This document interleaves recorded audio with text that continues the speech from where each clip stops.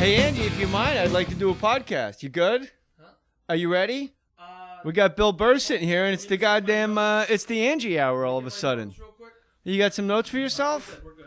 This episode of More Stories is brought to you by Stamps.com. Holidays are here. Don't go to the post office. Post office is for sucks. Do what I do. Use Stamps.com. Stamps.com, you can avoid all the hassle of going to the post office during the busy holiday season. Unless you want to pet, like, the dogs for the people that need assisting. Those are good dogs. I don't even know what that means. Everything you could do at the post office, you can do right from your desk. Buy and print official U.S. postage using your own computer and printer. Print postage for any letter or package the instant you need it. And then the mail person picks it up. It's so easy and convenient. I use Stamps.com. You should too. Why don't you mail us letters about how cool you think we are with Stamps.com? Right now, get this special offer when you use my last name, Mohr, M-O-H-R. That's a $110 bonus offer. They're going to give you a digital scale and $55 free postage. I don't know what that comes out to, but it's a lot of stamps. Go to Stamps.com before you do anything else. Click on the microphone at the top of the homepage. Type in Mohr, M-O-H-R. That's Stamps.com. Enter Mohr, M-O-H-R. William Jefferson Burr in the mother Jefferson Clinton house. Burr. What is your middle name? Frederick. Frederick, really? With a C, upper class. That is fancy for a Boston boy. Well, yeah. No K? No K. F-R-E-D-I-C. Frederick. Wow. Frederick. What is that?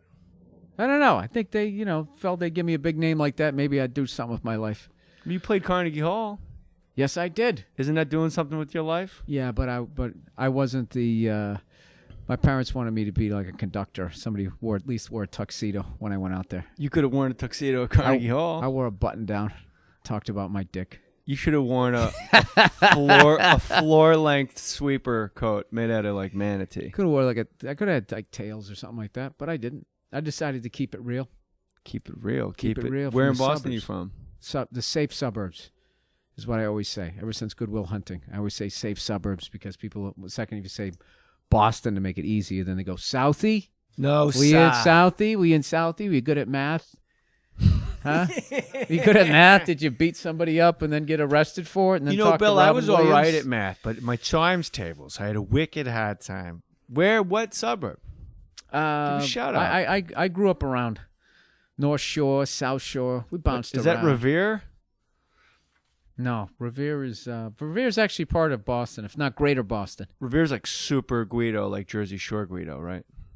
Yeah, it's kind of its own deal. Yeah. Like level Guido. It's been a long time, though, dude. I haven't lived there since 95. So I go back now, and I'm like the old guy, like, this used to be a pizza place, Everything's changed.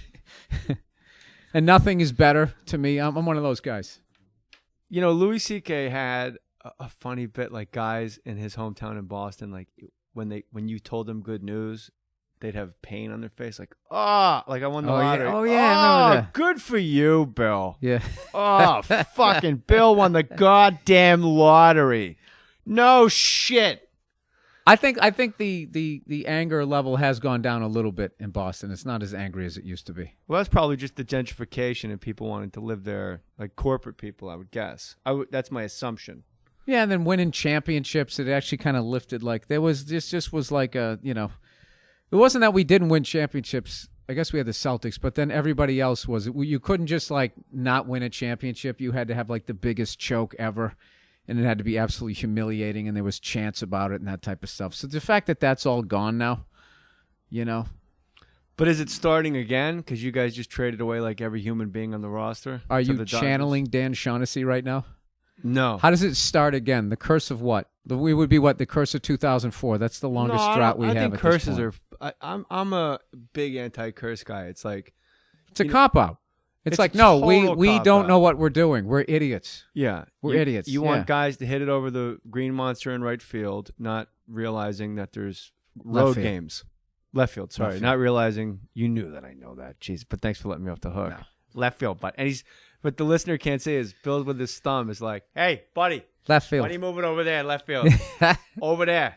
I don't watch much baseball, though, anymore.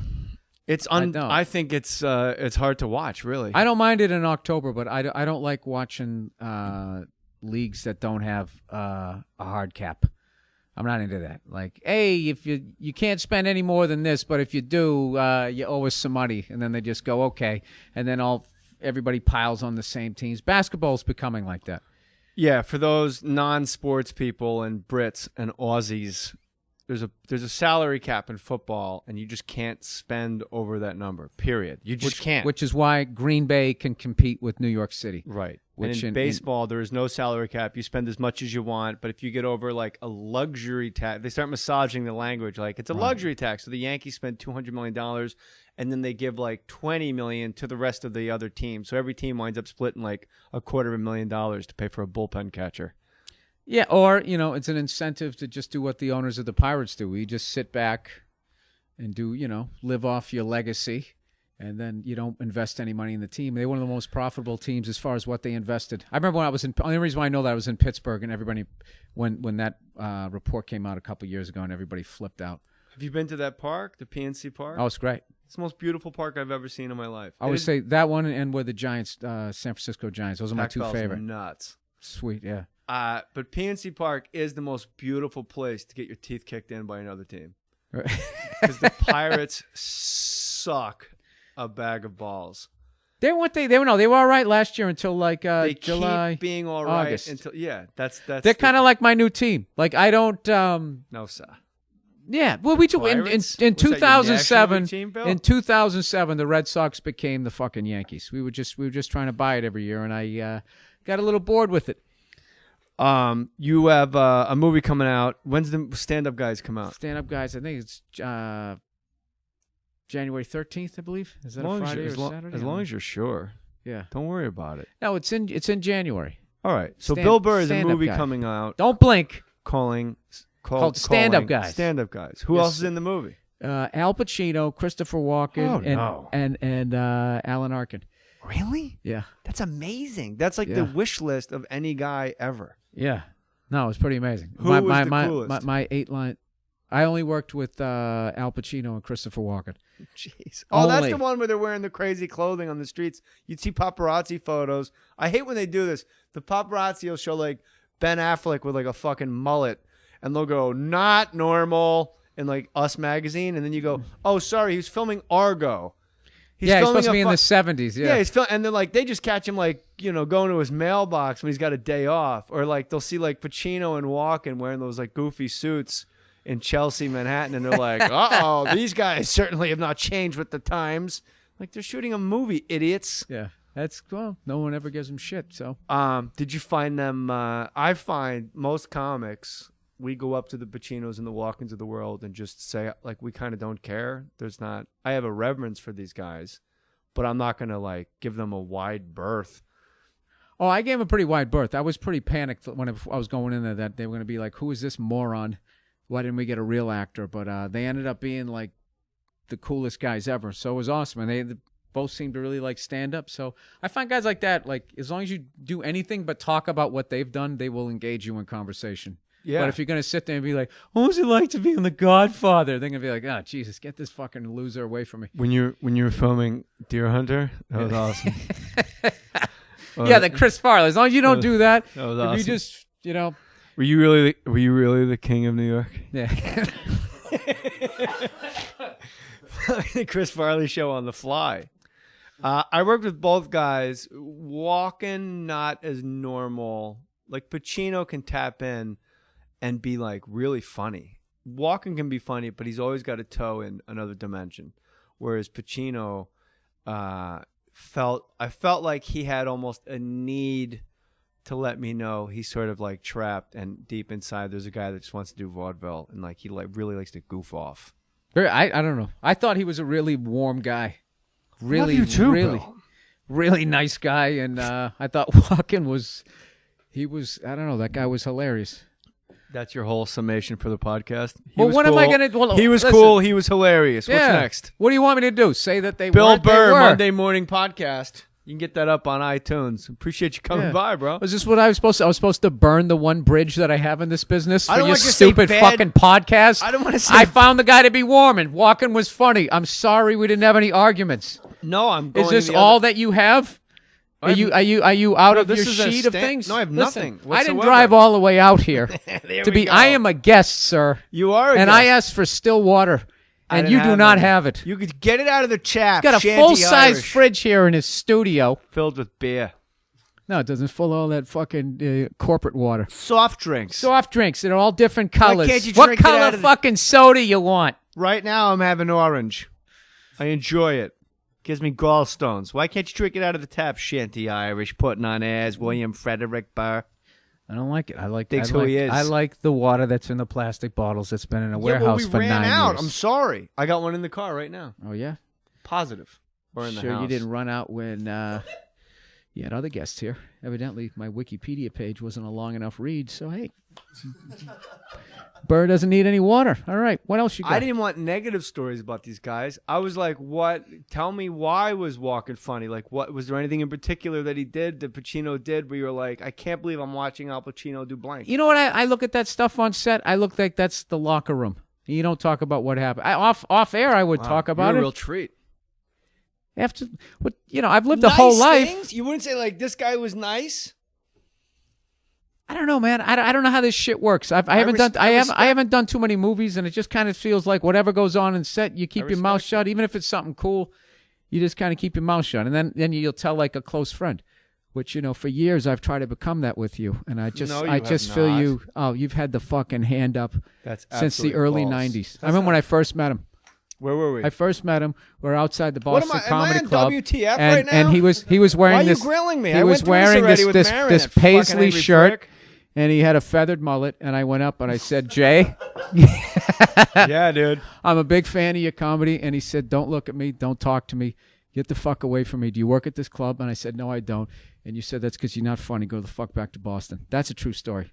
That happened on set. No, you don't think that when I was saying that was me breaking balls and looking. First at of all, guys. I love that you're such a maniac that you actually think that you said that to me. Well, I don't know. You didn't. You didn't. just said it you to know tr- what it is? In my mind, I'm like, that's impossible. But you went, and that's an absolute true story. And I went, wow, that's because it's been very well done. It's good to know you listen to the podcast. It's been very well documented that I used to actually behave very close to that manner here and there. So you When I finally got down to New York, you were already on SNL. yeah. And so you'd occasionally come down and do guest spots when you weren't shooting, and I didn't dare talk to you because you were a TV star. And I was like, Big star. I'm, I was and the guy that I waved gave goodnight you at the end of the show, I gave you a wide berth. like Pacino and Walken. Exactly. See, I think stand-up's kind of like the locker room, Bill. I don't really like to talk about it. I don't want to talk about you at Carnegie Hall. What am I supposed to say? That you have a book out called Cheat? I mean, Jay, this podcast is going great, despite what the voices in your head are saying. This is very entertaining, all right? Voices in my head are saying I got Bill Burr sitting across from me when I'm happy about it. The guy played Carnegie Hall. He's got a great podcast. And you just being you, this is what's great. This is what I love about you. I just set the record for saying you in 8 seconds. But I meant it EWE each time. You have lifted yourself to Louis C.K. stand-up status as far as people's respect, being completely you. Like Stephen Wright does it, being completely him, and he's not a big movie guy and not a big TV guy. And like Brian Regan's he's a lofty guy where it's just, no, that's just Brian Regan. He's just the best at what he does. And it's like when you run like a backdoor screen against the Princeton offense, like, oh, look at little Billy Burr with the backdoor layup. Princeton wins. Princeton wins. Like all of a sudden you're in the discussion, rightfully so, as one of the greats. Are you aware? I wouldn't say aware? greats, but this, I know what happened. This is what happened. When you do it as long as I've done it, people get gigs and they stop doing stand-up. So the competition is just as far as how long, I've been doing it. Either at this point, people have either quit, they started directing, they started writing, or they became TV or movie stars. And most of the time, once you get to that level, right. Most people stop. Or they, at the very least, they stop going down to the clubs, which I think makes you weak. So you're as a saying Canadian. just by hanging around, you become better, or better in other people's perceptions. Yeah. Well, then how do you explain David Brenner? I love David Brenner. He's horrible. What are you talking about? Horrible for what? You want to hear For something what era? weird? You want to hear something weird? I'm going to be horrible at 70. Do you want to hear something? I mean, what's up with Atari? I mean, you're going to be 70. Oh my God! I go to get a soft drink. It says out of order. Isn't that amazing? Out of order. There's one soft drink on the whole floor. You would think they would have the machine not out of order, you know? You're like, yeah. Where is there a punchline to this? You know what that's like? That's like trashing Benny Goodman because he kept playing big band swing. You know what I'm saying? It's like, first of all, what is he supposed to do? It's make me laugh. It's a simple equation. There's older guys. Carlin. Hey, you know what? Can I get one of those drinks? You got there? No. You know what? Look, hey, let me get one of those Don't get him a Chesterfields. drink. Give one of those Chesterfields. You know what? I think I will have one of those. Your mother did so much fucking. She changed the bloodline forever. Bill's look right now for the listener. Bill Burr, William Frederick Burr, is looking at a Perrier like I handed him a bottle of cock. I don't. He's like, really? This is what the gays are doing, huh? I don't understand. Water is one of the greatest. It's the greatest tasting thing ever, and then they gotta fuck with it and make it all fuzzy. Do you drink beer? Do you drink still? Like every once in a while, you have a cocktail? Are you kidding me? No, I'm not kidding. I abuse it. I abuse alcohol. Yeah, slap so it when around, throw it around the room. I love it. I don't have a problem with it. I enjoy it. This is great. You're in a room of people that loved it so much that they had a huge problem with it, and we all had to stop. You know what I'm into right now? Not to try to get you guys back on the fucking party wagon. If that's what did it, then it was coming anyway. I'm back into Miller High Life. I think you're saying Coke. Guys, you know. That's the secret to writing a new hour. You set that up like, you know what? You know what I'm into now again? You know what? I'm bringing it back, bro. Because I couldn't remember what it was called because I just call them Millers. Miller. I just call them Millers. But they're like, well, Miller Lite, Miller fucking genuine draft. Miller. The Miller fucking High Life. High Life. Yeah, I don't know what it's called. Champagne. Matty boy. Oh, and the fucking He's bottle. good for a couple layups. You got to keep a body on this kid. He's like the Ronnie Brewer off the bench. You're like, fucking Ronnie Brewer, 6 points in 2 minutes. I don't know who Ronnie Brewer is. He's just some guy that plays NBA ball. I guess he was never a Celtic, so why would you know him, you know? Well, I don't watch Boston fans are the most ridiculous fans. I've said this before. Any guy that ever... I think Jersey fans are more ridiculous. Well, for the that would be fact true if you there don't was have fucking teams that would out be a there, fact that there and was you a start Jersey talking team. shit like you live in New York and you don't. But well, continue. They play in New Jersey. The Jets Who do? and Giants. The Yankees? The Jets, the Yankees, the Giants, the and Knicks? Devils. Jets, Giants, Devils play 15 miles into New Jersey. And they're still called New York. Well, Because that's the kind of lack of respect that you guys get out there. They I'm take not their denying trash, they throw their wrappers out, and they dump it in your state. You don't do a fucking thing about it. And that's why nobody respects you. Hey, speaking of Jersey, yes, sir. Oh shit, here's a fucking segue. Let's go back to Coke. I just saw Bruce Springsteen down in Anaheim. Now I'd never seen that guy. I never got it. It seemed like it was all about driving down the street in New Jersey and we got to get out of this town, you know. And I went and I saw him. He's fucking unbelievable. I like that. That's your revelation at 40 years old. This Springsteen guy's good. No, he's fucking unbelievable. I'm bringing back Coke, and apparently the Springsteen fellow, they got him some nickname: the Bull, the Bob, the Boss. The Boss, yeah. He Turns was fucking. out, you know what? Maybe he unreal. could be the boss, you know, because I felt like, you know, he was in I'm charge. sorry, I made fun of that fucking guy. That's your guy, What right? do I care? You loved him. You love Aerosmith. You know you loved him. Well, love why Aerosmith. wouldn't you? They're rock stars. Because he looks like it wasn't Melissa some Rivers. douchebag with ripped jeans looking over his shoulder. He looks like Melissa Rivers. Huh? Like Steven fucking George Tyler. Michael. Steven He doesn't Tyler. even look like a rock. Steven Tyler looks like a rock star. Steven Bruce Springsteen Tyler- looks like he looks like a I don't know, soccer mom. Bruce Springsteen does not look like a rock star. Okay, and I don't know what he's doing now. Let me know when it's my turn. He's on the Grapefruit 45. I'm the guest. Yeah. I will run my mouth until you throw me out of here, Go sir. see the book. Go read the book. Go Cheat. see the book Cheat. Go see the book Cheat and then buy it. And make sure you see the movie Stand Up Guys. Bill Burr with Walken and Pacino and others. Yeah. The guy fucking crowd surfed 70 rows, fourth song in. That's an encore for anybody else. This was just him. Maybe he's 7 years old. Maybe he's just tired. 63. He's 60. I round up. He's 63. I round up. You exaggerate, and I'm sick of it. I exaggerate to clarify, as Otto and George once said. Steven Tyler looks like a villain of a Bond villain's cat. Like he just sits there in his scarf, like Mr. Bond. In a few moments, the Steven Tyler cat will begin to purr and yell sassafras. Like, don't yell sassafras at me, bro. I just You're think it's too amazing that they're 40 years in and they can still sell out the Staples Center. That's love pretty it. cool. You know why? Because they don't talk to us and they don't tell us. And I've been saying this on stage, like, hey, you're the millionaire. Why don't you bring fucking canned goods to the concert, Bruce? I don't want to stop at Food Town on my way to a fucking Springsteen concert. Don't make me not like him again. I finally came around to liking the guy. Like, I get it now. You know, when I was growing up, my old man used to always say, when you going to cut that hair? This is Bobby Jean. You're like, what? Connect that for me. What Venn diagram is happening in your head? No, he's great. When he inducted U2 in the Rock and Roll Hall of Fame, which I think is the dumbest fucking thing ever. Yeah, it's in Cleveland. What else do you need to know about it? But just the Music Hall of Fame is just, it's really stupid. It's really, there's such egregious omissions of all Hall of Fames. Right. But the one, like Black Sabbath, I know Jimmy Norton goes nuts all the time about them not being in and Kiss not being in. It is like... Not in what, though? The Rock and Roll... But what is it? The NFL Hall of Fame. I'm talking about the National Football League. I can't believe Kiss is not in Canton right now. But I'm just saying, it's fucking stupid. It's music. I'm with you. It's not like with sports. You can really just sit there and the reason why the arguments are... I guess people argue music like that, but like there's stats... That you can really, 3,000 hits is a free pass. Yeah, that you can argue. But to say, like, well, the Shirelles get in before Kiss, you're like, the Shirelles? What? The Shirelles? ¿Qué pasó? I honestly can tell you that if I was a millionaire fucking rock star, I could give a flying fuck if I got in the stupid Rock and Roll Hall of Fame. I don't want to go to Cleveland unless I'm playing a gig and I'm getting paid. Cleveland Improv at the Powerhouse. I love that place. I always do hilarities. Let me finish. A lot of guys do hilarities. I guess I'm just an improv guy. I'm a company man, William Frederick Burr. I understand.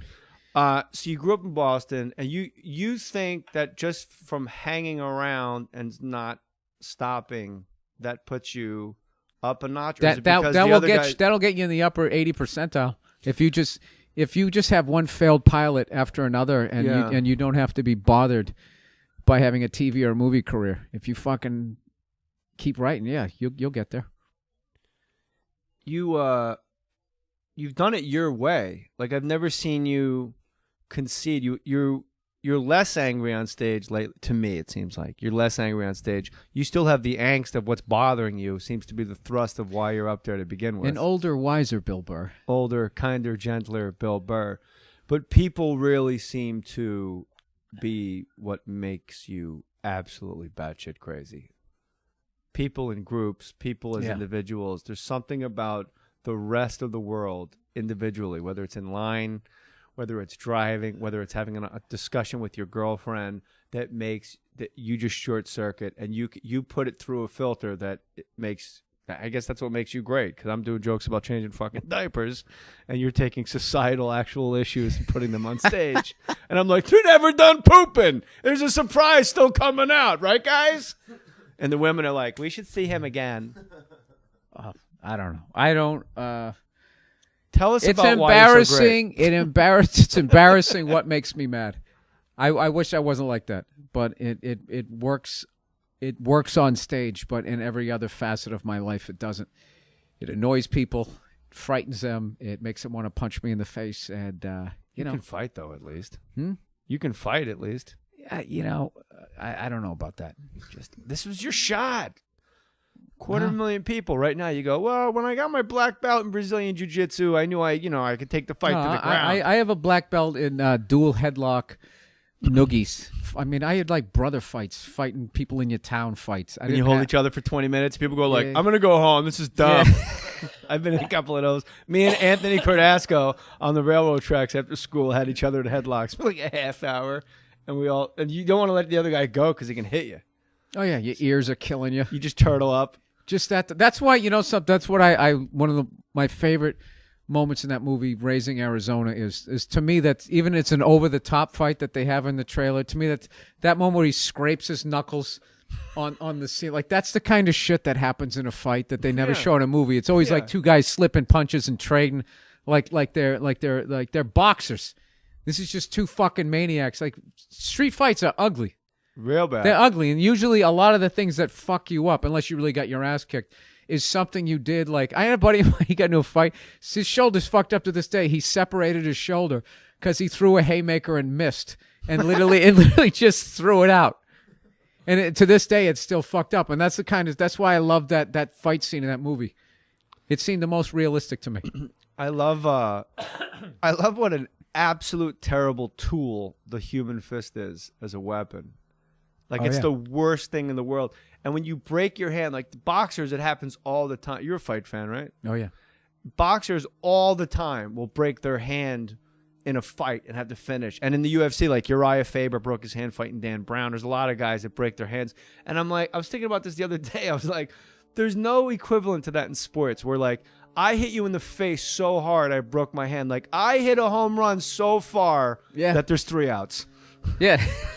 Like I just drilled you exactly on the button, and now I'm gonna just do leg kicks for the next 10 minutes because I don't know how they do it. It's unbelievable. What's his face? I threw 3 touchdowns. We're down 4 points. Muhammad Ali breaks his jaw and keeps fighting. I mean, those guys. They're the as far as in the free world. I'm not talking about on the inside, but as far as the free world, those are the toughest guys out there. And a lot of people don't realize that those mitts, then they're not to, cushion the blow. It's to protect your hands. Like it's still. There's too many tiny bones in the human hand. I don't know. I don't know how they do it. Like UFC too, when they sit there. I love when they're like somebody's on top and starts doing that ground and pound, and the guy's on the bottom like blocking and / eating elbows and looks over at the clock. All right, 30 more seconds of this, dude. I would take one of those elbows. I'd just be tapping. I like you to be the guy that I'd be taps. called Bill. All right, Burr. That would be my nickname. Nothing cool, nothing lights out, none of that. Okay. I want to picture you tapping out while standing up 4 feet apart. Oh, I would. I would. You back up and go. You know what? I wouldn't have a problem with it, and I would immediately begin tell the ref, keep your eyes on my toes. I'm gonna tap with my feet. I'll be like Gregory I would immediately Hines. begin my commentating career. Yeah. Having said that, I walked into the octagon and immediately tapped out. That was it. I like what fascinated me about the UFC is like the guy that loses has 2 black belts. Like the guy that just got the snot beat out. Like I just watched Benson Henderson. I mean, he beat the shit out of Nate Diaz. Nate Diaz is a Gracie jiu-jitsu black belt, and he's like, he loves to box. He's just a dirty white boy from Stockton. That's all they did is just ran the streets, smoke pot, just drill everybody in the face. And even after eating feet, elbows, and everything, and fists, he's standing there talking shit like, come on, bro, come on. Like, that's got to scare the shit out of you. In a ring, I guess there's a clock where you go, all right, 2 more minutes with this zombie, and I'm out of here. I'm way ahead on points. Yeah, but if you're in a bar, and you're just smashing a guy's face against the ground, and he's just going, come on, dude, come on. Yeah. You just eventually you go, I don't want to do this anymore to this person. No, that's why I had fights up to a certain age, and then I just was like, all right, it's getting too hardcore. And and the guys that I know that continued to fight, I know a guy got a bottle smashed, has a scar, coming right from his forehead right down the side of his cheek. Somebody just took they see it in a movie, they think you just Teddy do Atlas? it, you think it just smashes over their head. It's like no, it fucking carves a permanent scar in somebody's face. I saw a bunch of that shit. Remember when you were a kid, you get stitches. And bit another dude's ear off. Huh? Another guy. He actually seemed like a nice kid. He got into a fight. He got this kid. I don't know. He fucking was biting down on his ear, and the guy pulled his head away, and he took a chunk of his fucking ear. Right there. I was just like, I think I tapped out in like the 7th, 8th grade. I was just like, this is just getting too hardcore. I'm going to tell jokes. That's really the secret is you got to be willing to bite the ear. You got to be willing to like grab the guy's balls and twist them. Or like, hey, no. Because when you're a kid and you fight, it's like, no kicking, bro. What are you doing? He's fucking pulling my hair. Yeah. Cheater. Like, no, you got to be willing to take an eyeball out of an orbital socket and just be like, dude, that's how it goes. I saw a YouTube video that got taken down. You know those ones that get, people post them because they think they're cool, and all of a sudden the cops are investigating, so they're taken down. Dude, this guy, it was literally like, you ever see how meerkats all go at a snake? Yeah. They just sort of lunge and lunge and lunge. She knock over the mic. That's what 2 groups of people were doing. And finally, somebody throws a fucking haymaker and catches. This is in a parking lot. Catches this dude in the jaw, and he fell like Pacquiao, straight down like a fucking tree, and just lands on his face. And it was such a devastating blow, and he was one of the bigger guys that they had, that whole meerkat side of the fight just pulled back. So the other guy's going, come on, trying to encourage them to come back. And as he does, every once in a while, he just boots the kid who's unconscious right in the face. Like like if you're trying to kick a 40-yard punt. He did it like 4 times. It was actually nauseating after like the 3rd or 4th time. Like, dude, you're literally going to kill that guy. And his fucking pussy-ass friends just backed away and didn't come back. It's like you literally left that kid to be eaten alive by like a pride of lions. Did your dad teach you to fight? No. Did he give you advice about fighting? This is how he taught me to fight. He gave me 4 brothers. Are you the youngest? No, I was second oldest. So I used to practice on my 3 younger ones and then try it out on my older brother. But he had the psychological advantage on me till about freshman or sophomore year. I got my first victory. And people were shocked. They always say, like, my dad never taught me how to fight anything. He would tell the teacher, like, do you realize quintuple the ass kicking coming? Yeah, the additional beatdowns. Yeah. Yeah, like, it just doesn't play. But you got to teach your kid right in the beginning, right around 3-4 years old, and when punching somebody, there's not devastating consequences. God, I'm gonna get letters if you have any sort of fucking soccer mom douches listen to this. But like that's when you got to do it. You just got to listen, son. You got to go there tomorrow and just ball up your fist and as hard as you can, punch him right in the mouth. Now it's a 3-year-old. He's not coordinated. Yeah. You just have him do that, and it's just like, no one's gonna fuck with you again. And then you tell him, don't go around picking on weaker kids. But like that whole thing where they're trying to get rid of bullying, like it's not gonna happen. It isn't. And also, even if you get rid of the physical aspect of it, you're gonna get into like a business situation, and people are gonna bully you that way. And if you're this, everybody gets a ribbon, and you never had to fucking summons that thing up in you, either mentally or physically, to punch somebody else back in the face, you're gonna get walked on. Life is filled with losers, and you need to be taught that. I'm agreeing with you. Yeah, you can't go through life like, well, no matter what happens, even if I dog shit my way through this soccer match, I'm going to get a trophy. No, you're not. You suck. Yeah, and you need to find what you're good at, because this isn't it. Yeah. Well, I must be good at it because I have a participatory trophy. Ugh. My son, here's a good fight story you'll like. He takes karate because I remember going to school, public schools in Jersey, where we root for New York teams and we let them litter in our state, and then we still cheer for them. Right. And I crowd surf to a Bon Jovi concert. And when they go, "Lift Frankie is the walk on the down," when they'd go like, "Hey, Matt Venezia is looking for you, bro," like then you just have that dread all day. Like you ask to go to the bathroom, like with a half hour left in school, just walk home. Yeah, and that works for like every other day for about a week, and then you like go to the nurse, and then you just miss a day. You just hope this guy's like the fire will just burn out in him to whoop your ass. But like nothing's happened. It's just your turn.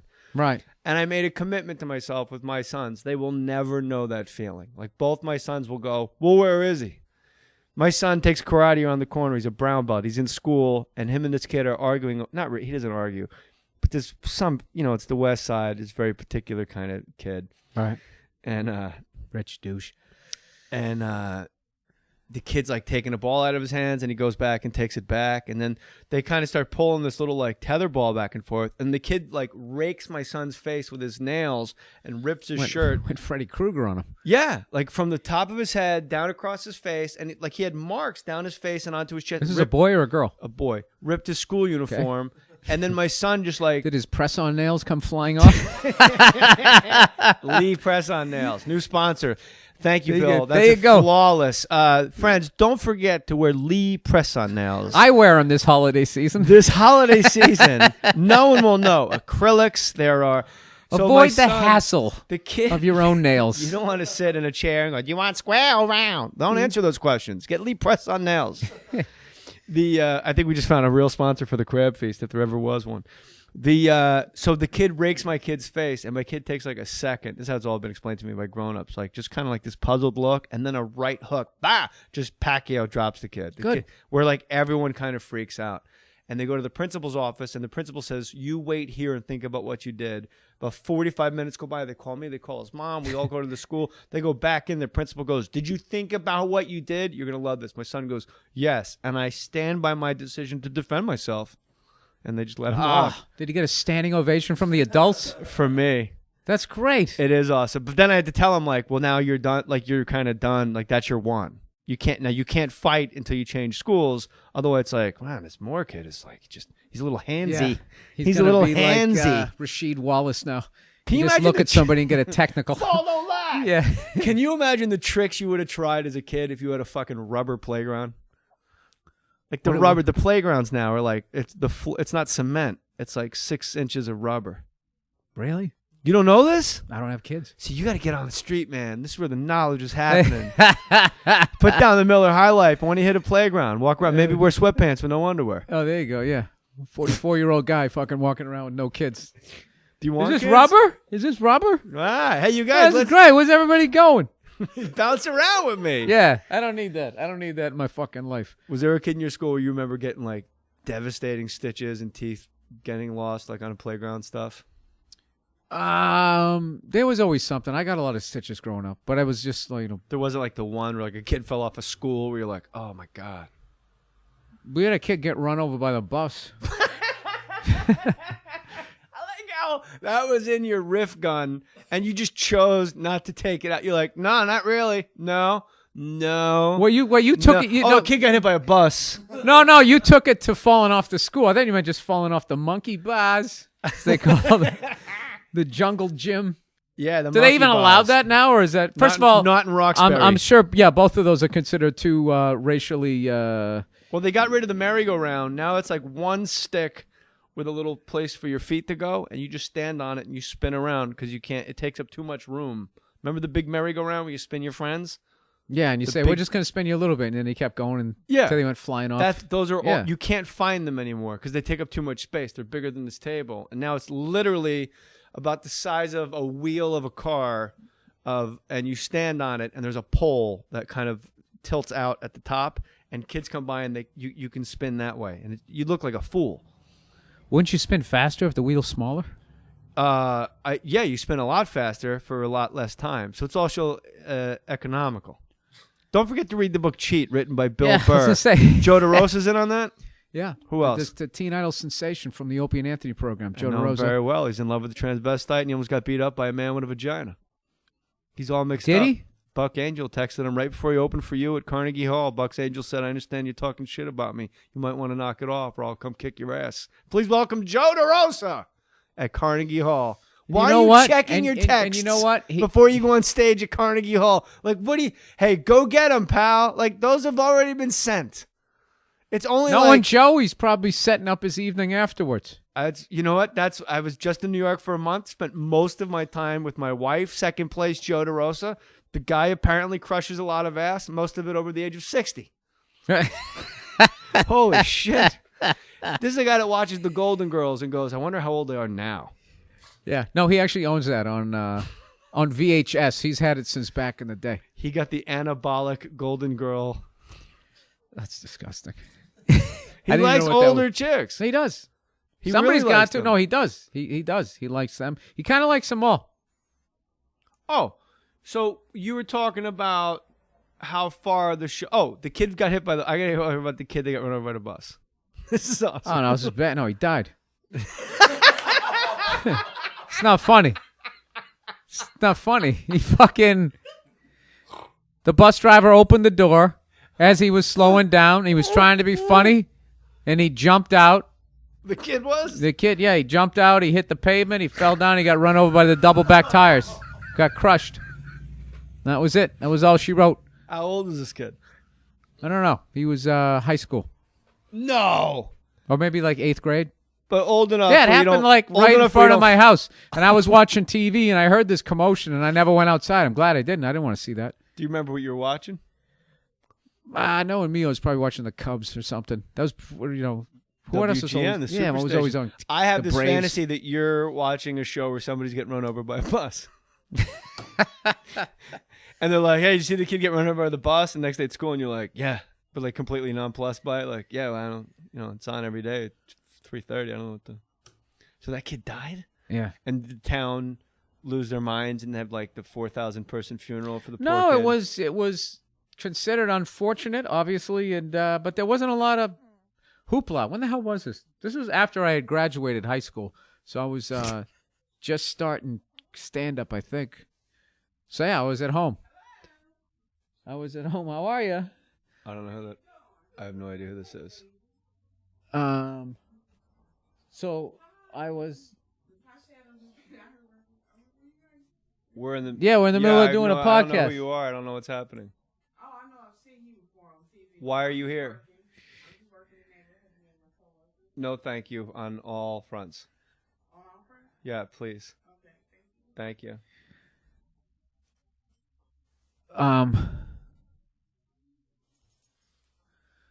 That's one of the greatest no's I've ever heard. No thank you on all fronts. The new book by Jay Mohr. Okay, everybody. I'm just gonna be the commentator here. Everybody's turning around, making sure she's walked outside the talking gate. Shit on the way out. Oh. Hey, you can't close the gate? Why don't you close the gate? Jay Mohr just countersinking it. No, that's all staying in. Yeah, how weird is that? That was weird. Like fucking Nell from What's Happening just walked into my garage. Like just complete. The psychosis. These people that go door to door. Like, first of all, the psychosis of like, when you got to get me on your side immediately to be like a salesman, I understand, like, that's the gig. But you walked into my showroom to buy a car. I know you want to buy a car because you're here. Right. So let's just talk like we know each other, and I'm going to make the sale. But when you go to someone's fucking house, and you obviously, for the listeners, I don't know if you could hear, took a bus to get all the way to the place where you're going. Jesus, come What? on, man. Come on. What? You see the size of that lady? She can't fit in a car. She could fit in a car. She's right there right now. What's wrong with The you? psychosis. I didn't sign up for this. Now they're going to go back and forth going, who are those guys? Is that Bill Burr from Carnegie Hall? Is that Bill Burr from Carnegie Hall? The No. psychosis to go like up to someone's house. Did you hear? You obviously heard her going like, hey, like we're friends. You probably thought I knew this person. No, I didn't know what was going on. I thought that was your wife. Yeah. I'm married to somebody. I know. I from heard a Fats hey. Waller musical. My God. I just heard hey. So I thought, yeah, I don't know who it was. It's one thing. I understand, like, if you're in the mall and you got to spray perfume on people, like in the front of Macy's, or if like you're in a showroom and people are walking into your showroom, like, yeah, we're here to buy furniture, but like there's a gate, there's another gate, then there's a lawn, and then there's like people in the middle doing. Hey, listen, what she's doing is a dying art. It's the door-to-door salesman. There's not She a lot ain't of those selling people left. shit. She's gonna ask me for a magazine subscription for some bullshit charity, and it's going in That's- her pocket. that's sales. And she's getting Lee press on That's nails. sales 101. 101. I mean, that's hardcore. That's what she's doing. This is the sales version of when you used to have to bark to get people to come into the comedy club. Yeah, I do now. I do Huh? these days. No, you don't. You're Jay Morse. At least, yeah. See that? Boom. Backdoor layer. At least it gets her walking around, moving around. It's like, goddamn, they were filming Precious out here in my front yard a minute ago. The guy that's angry at the world suddenly is like, ever since we talked about the I'm kid not got run over angry by at the the bus. world. The kid got run over by the bus. Now you're Joe sensitive all of a sudden. You're like, leave her alone. She's got to make a living. What? And tell, hey, me and my church group, me and my family, me and my It's friends. the way you're going about it. Me? You didn't just She go. walked You into my didn't just fucking go after garage. her. This You is went my after problem. her whole kind. I don't go on that. You The want to whole just go kind after of her. solicitors. You want to go after her. You said obviously she came over in a bus. She won't fit behind You the started wheel of going a down Mini that Cooper. road. You She's started going huge. down that road. I don't go down that road. You misread. It's your podcast. You can go down that Oh, road. I'm sorry, because I remember listening to you on XM Satellite Radio talking about how great it is when black guys curse people out and they get away with it, and going on and on because they. And go, how did you hear that? I heard That it like everyone this. should join the Klan? How did you hear it in your head? You- What I was saying? Because this is what I've learned, is I have no control over how somebody processes what I say. So Obviously, how and I did have you no how did you control hear how that? you process it because How did you hear it? I'm gonna tell you in a second. Will you put your index finger down, Jay Mohr? That's not my index finger; it's my thumb. I got weird thumbs. He's pointing at me. I was talking about solicitors, and I was talking about a woman that was so obese I didn't think she could fit behind the wheel of a Mini Cooper. And you're just going to have to agree with me on that. Second of all, how did I hear it when you did it? That's the art of how you did it, was you made me feel like joining your group, which was the group of, I'm jealous of the black man for being able to say it this way, which is a brilliant spin on it. That's how you. It was that's just how a you did silly joke, is how I meant it. Yes, but you It was did silly. it. I'm I wasn't trying. I complimenting wasn't you. trying to. No, I'm saying you did it expertly, where you like. This group of people are able to say something that I'm not, and it's because of how cool they say it. Okay, I'll go. Like with that. I go, this I'd go with that. motherfucking Chinese guy comes up to me, and a black guy goes, the Chinese mother," Yeah, and it's just cooler. you when just did that better than I did the whole the joke. way he says it is cooler because it's where you put the fucking.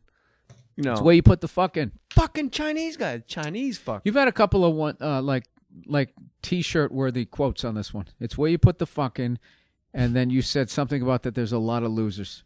Just something. Life is filled with losers. It was filled with losers. It was a country lyric or something that needs to be put in a song. I can still smell that bullshit perfume. That J-Glow from CVS is still in my goddamn garage, and you're acting like I'm rough on the gal.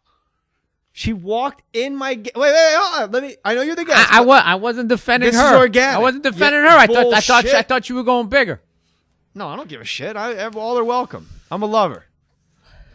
But that weighty, listen. You listen to me, you motherfucker. That weighty, unties 3 times a matey, came through 2 gates, walked across a lawn, and walked into a garage with fucking free weights. Does anybody... There's free weights on the ground. Obviously, I mean business now. Does anybody... You know what I love about this is the amount of, like, different eras of gym equipment out here. You can see, maybe this would work. Maybe I'll do elliptical. Maybe I'll just walk. You got everything in here but that grapefruit 45 diet. Maddie raises a salient point. You would think once that lady saw the elliptical, she would have made a fucking U-turn and hit the next house. Listen, dude, it's not like if people ring my doorbell, I'm excited. I'm not at all. I think the listeners will agree with me that you were a little hard on the gal, JJ. You know, she's just doing a sales job. It's door to door. Well, after a while, once you came, it was There's a sign on annoying. that gate. It was annoying. There's a sign on that gate. Nah, that there says isn't. No soliciting. Is there? Yes, there is. Well, you know what? I came in, So I didn't see it. Fuck you and fuck whatever you came here for. How do you like that, Bill Burr? Now you got me a maniac. You want to see the free weights? Want to see what my incline is doing? I'll get on that medicine ball right now and I'll bang them out. Well, don't you think it's your fault for having that knee-high gate in front of your house? I mean, even she, I didn't think she could hop even it. she could step over it. Fucking, I didn't know Earl Campbell was coming to sell me a magazine subscription. She looked more To like jet. Leon Gray to me. Who? Leon Gray, Attaboy. all pro guard for the Patriots back in the 70s. Died a homeless man, unfortunately. After getting run over by a bus. Yes, after jumping off of a bus. So there was a kid in your hometown that got run over This by is a one bus. of the greatest and weirdest fucking hours of podcasting I've ever Bro, it's done. more This is stories. great. That's It's why great. it's better. It's Your great. podcast, I listened to a lot, but I had to tap out for 2 weeks because there was a run. I think you might have been gambling because you were doing the podcast while watching the game. And Oh, you're and I was like, on the road. I'll tell you something. Oh, this fucking guy. Would you catch the ball? Unbelievable. And like I'm listening to it a month later going, I don't know what he's talking about. It was like the Chargers were making me very angry. It doesn't. Do you still watch football as you do your podcast? No, I try So I'll not hit to. that I goddamn try. subscribe button tonight. I try to have guests every once in a while too. Why For didn't the you want to most do a part. home and away now with me and you? Because it's the stupidest thing ever. Well, it's not. What I do your podcast, we talk and just fucking milk the cow dry, and then you show up the next day on my podcast when you don't have any new stories. I need Jay Mohr to live 90 days of life and come onto my podcast and talk about it. Dude, you don't do like Conan and then he has your back the next day. He lets you go out and go live life. You're bigger than Conan, man. Come back and tell me your stories, Jay. Not only did she come into my garage, I can still smell that J-Glow cologne that she had on, I don't know what that but is. then she recognizes me while standing in my garage. Well, that didn't feel good for the ego. Oh, that felt great. Now they You know know where you I liked live. it. You liked it. No, I didn't like You liked it.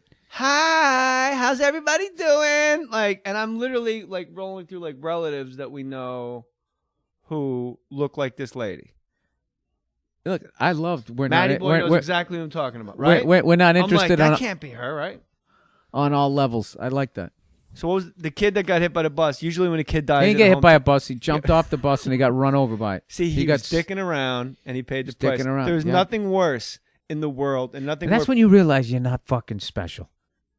That you just or you're kind of special. no, you're not. No, I meant special the other way. Oh, especially Like I'll jump off the bus while it's still moving. It'll be like clunk, clunk, clunk, clunk, clunk. But what was that person supposed to do? Like Which what guy? if that fucking dude who jumped off the bus? Like what if he was going to come up with the next great video game? What if he actually had like that's why I don't believe in a higher power. Why would God waste his fucking time making somebody who's going to jump off a bus to entertain him and get all mushed? So that you won't jump off the bus later because you learned that lesson. The example guy? That's the worst guy to be. Don't do that, or you end up like Eddie Mush under the back wheels of the fucking bus. You're gonna look like Mikey Casserole if you keep it up. That is probably the best point that Bill Burr's hit on today. The worst guy to be is the don't be that guy. That guy. Don't be that guy. The example guy. Yeah. Don't get the tennis balls off the roof of the school. You're gonna fall off like Mike Ardilla. And there's guys like that in all. There's the comedian example guys. Not gonna name names. The actors. All those guys. Don't do what I did. Then you become that. That's the only way you can turn it around is you go around giving speeches going, don't do what I did. Right. I had it all. I had a Mercedes. I told the network to kiss my ass. I'm not changing a line of that script. Yeah. And then like 14 years later, you're like, do you think they'll rate it? I'll do whatever they want. I'll do whatever I've learned. No, that's why, something. I like where I'm at.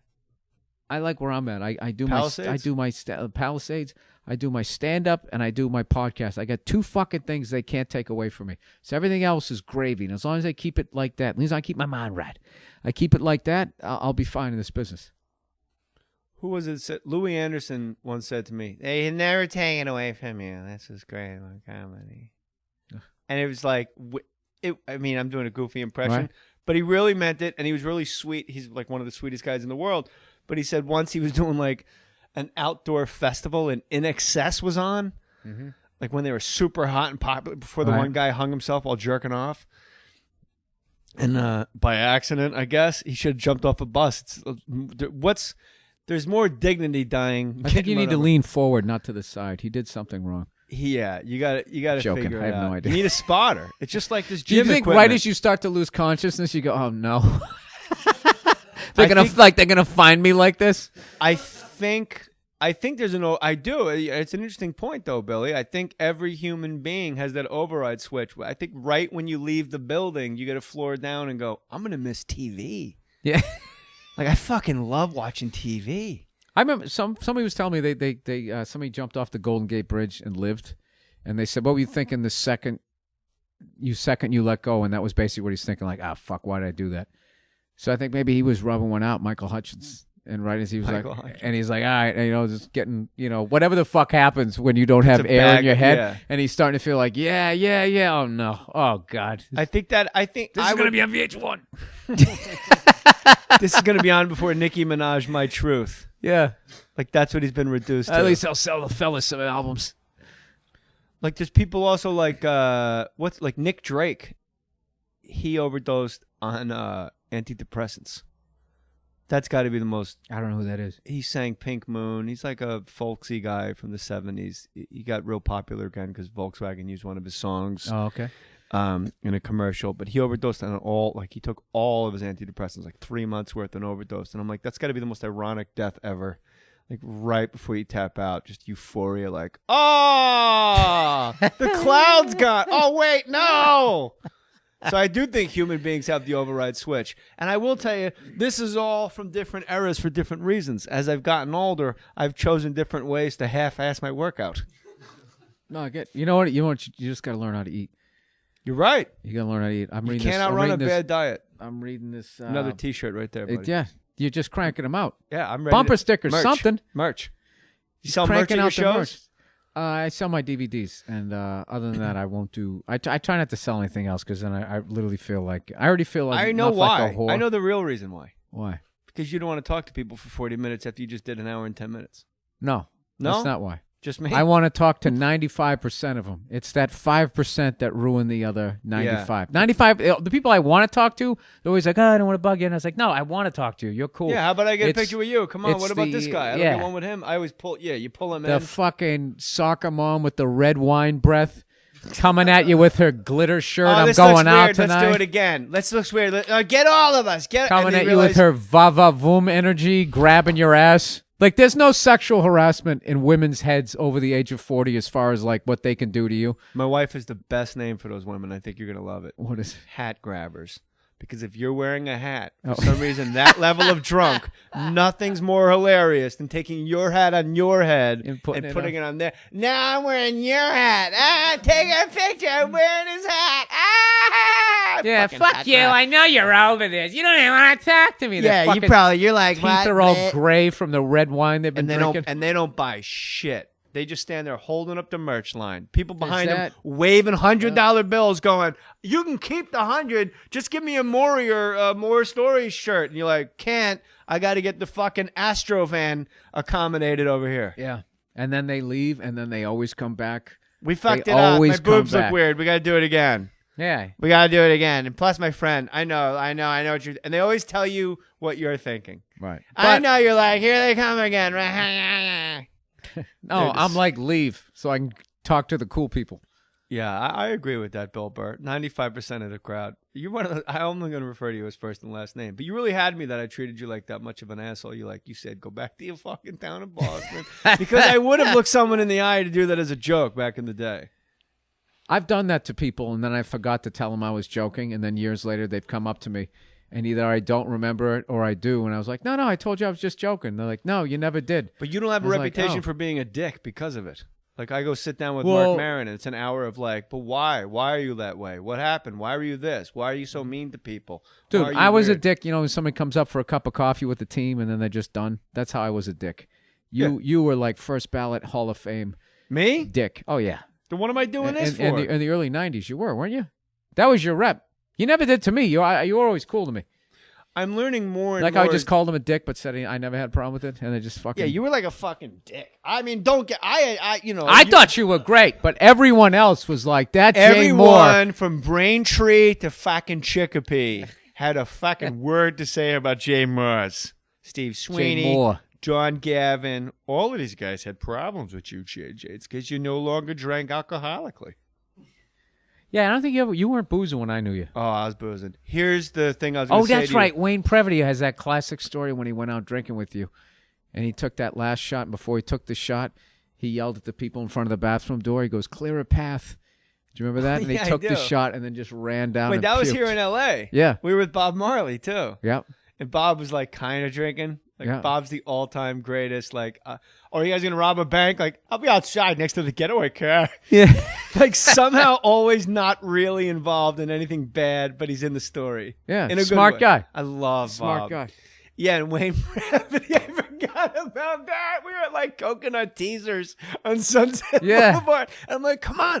Like, I was that guy. Like, what do you mean you're not doing any more shots? Like, we're out doing shot. He's like, bro, the sun's coming up. I'm like, yeah, and they're letting us stay in here to drink. Like, we got to take advantage. There's buses that run. And he goes, all right, one more shot. And just exactly as Bill said. And I'm just fucking repeating exactly what you said. Yelled at some strangers. He goes, "Hey!" He's like, "Clear a path." Clear a path. And he took the shot and jogged into the bathroom and he goes, came back out and did more shots. I Yeah. totally forgot about that. Yeah. What was it like to play Carnegie Hall? Is it as amazing as you think? Yeah, totally lived up to the hype. It was, New York Comedy Festival? yeah, when we came walking through the door just to walk out just to see it, dude, it's literally like takes your breath away. It's All that, dude, it's beautiful. It's, there's two places I've been to, that Carnegie Hall, and then in England, Royal Albert Hall, where you just walk in like, Jesus Christ. It's Was incredible. that a festival or was that you just booking it because of your own swag? Which one? The Royal Albert Hall. No, Royal Albert Hall. I took a tour of it. That was hilarious. Roy, I thought you played it. no. You're like, no, I was on a fucking tour. I was in one of those duck boats. In No, this Boston. you know this If this you is look to actually, your left, you see Ladder Company 9. If you look to your right, you see the Wilbur Theater. You know, it was fun. No, it was funny. Was I wanted to do it? I played drums, and I'm a John Bonham freak. Absolute fucking. I played for like 2 hours before I came here, and they have this classic concert that was filmed that was shot at the Royal Albert Hall in like 1970. So I just wanted to go in the fucking building. So all they have is a tour. So I'm over there with my girl Nia, and she's like, "I don't want to take the tour. It's gonna be boring and blah blah." I'm like, "It's not gonna be boring. Come on, it's gonna be cool." So we fucking go in there. Sure enough, there's somebody. And in 1865, Prince Albert, blah blah, blah, he died, and it's fucking mind-numbingly fucking boring. And I'm just sitting there laughing because Nia's looking at me like I told you. So we finally, we're just looking at all the shit you don't want to see. We finally go into the arena, going into one of the luxury Like boxes. pictures of like proctors and docents on the wall. Oh, Like, yeah. this person was a docent in 1981 Oh, it's for awful. 4 months. It's awful, right? So we walk into where they have like the little private boxes, and it just so happened the London Philharmonic was like tuning up. right as we came in and we sat down. They were all in like street clothes and they just started playing. It was one of the most beautiful things I ever heard. My girl starts crying and we're sitting there like jaw on the ground for like a minute. And then they're continuing to play. And then the tour guy's like, right, we have to go back. And we're all like, dude, fuck you. We're staying here. So the rest of the tour, he kept losing people because you would poke back in there. But so I kind of got to experience. But dude, Royal Albert Hall's like, that's like playing Madison Square Garden. I love the Philharmonic street clothes. Like they're wearing like Gary Payton Sonics jerseys. No, and they like, were fucking. They were fucking around too. Like one guy was kind of doing the Macarena, like making somebody laugh. I got played like the triangle or some shit. He was some that to dude. me is worth more than the actual watching the symphony. For real. Like that, watching them tune up and bullshit. You see how incredible they are. Oh yeah, just they weren't sitting there like stuffed shirts. They were joking around. Yeah. Like like a couple guys who were like guys who play the cymbals, you know, where they don't have anything for a couple of pages, you know, so that you're goofing off, fucking around with each other. John Bonham, your favorite drummer? Oh yeah. We had Steve Gorman of the Black Crowes on, drummer for the Black Crowes. Oh yeah, yeah. He He's killed like it when John Bonham, like he's Bonham, and his second favorite drummer, Ringo. Yeah. Loves Ringo. And most drummers that I've spoken to since then are like, yeah, like no shit, asshole. Like, what's your problem with Ringo? I'm like, nothing. Yeah, well, he's more like I've done his podcast. That guy's a great guy, but he's more like Ringo as a podcast. No. Steve Gorman. Steve Gorman, yeah, he's a good man. No, but like, there's groove drummers, and then there's guys who are like real technical and can just play all this type of shit, but they don't. Like, I've never been into those guys. Like those guys who can play like 90 miles an hour, but they can't. The guy from the Police. They can't. No, he's the shit. Stuart Copeland's the shit. A lot of guys. It's weird to me that a drummer and a bassist can argue that much about time.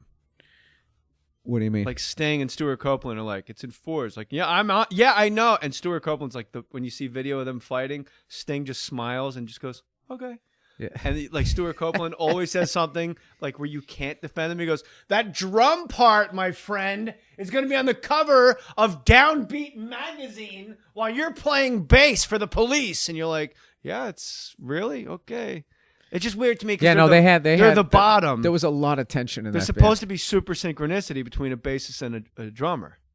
Right. No, evidently there wasn't in that band. That's all I've heard. It's just been just at each other's throats the whole fucking tours.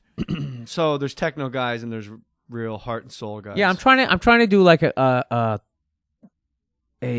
comedy analogy to it. Richard Jeni was a very technical comic. Patrice was a very soul. Yeah, coming from your heart, that kind of thing. Whereas Jeni, it was, this is my hour. It's perfect. It's going to get an A every night. But the 9 o'clock show gets what the 7 o'clock show gets. Whereas Patrice would look out at the crowd and go, "No, what's your story? What? How come he can't look at titties?" Right.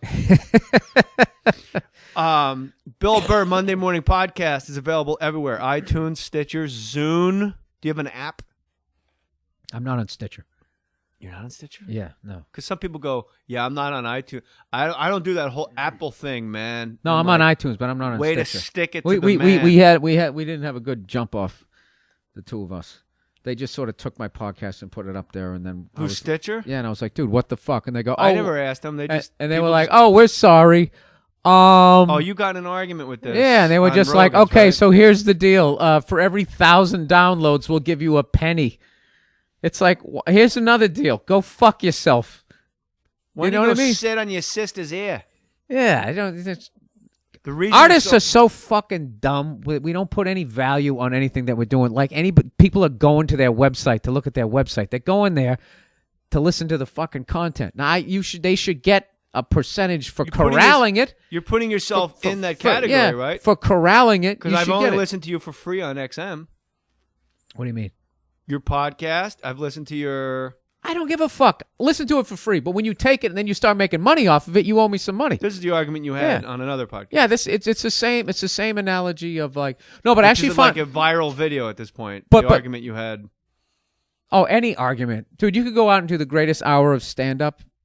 No, maybe 40% of people on Rogan's will watch podcast it. Talking about intellectual property, having to explain to his engineer guy, like, no, it's mine. Yeah.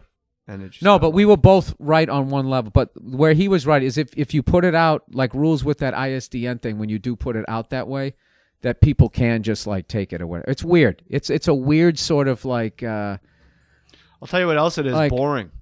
Okay.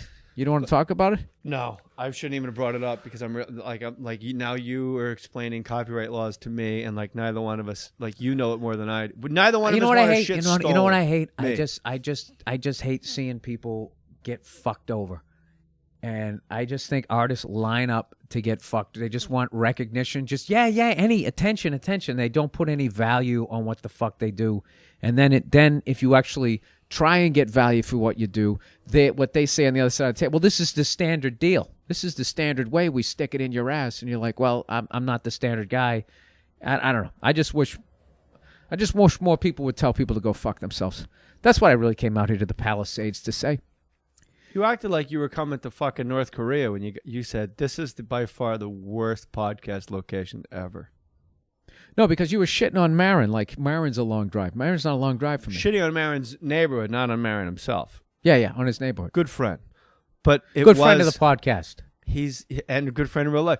It is a hike when you got to get on freeways like the 5 and then the other 5 and then it's like past the thing. Yeah, this is gonna suck for me at it's like 4:00 now, so this is gonna be arduous. Where do you live? Oh, Echo Park. I live back. I don't say that. Why do you say that where you live on the podcast? And you wonder why there's some girl hopping your fence. I know you. Do you want to buy a magazine? Would you like to buy when they go to raise awareness for sickle cell? I'm anti-awareness.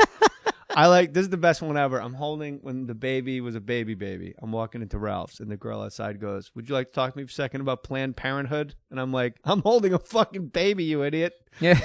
Like, really? Like, first of all, I'm completely pro-choice. Second of all, maybe the guy holding an infant that's been out of a vagina a month tops.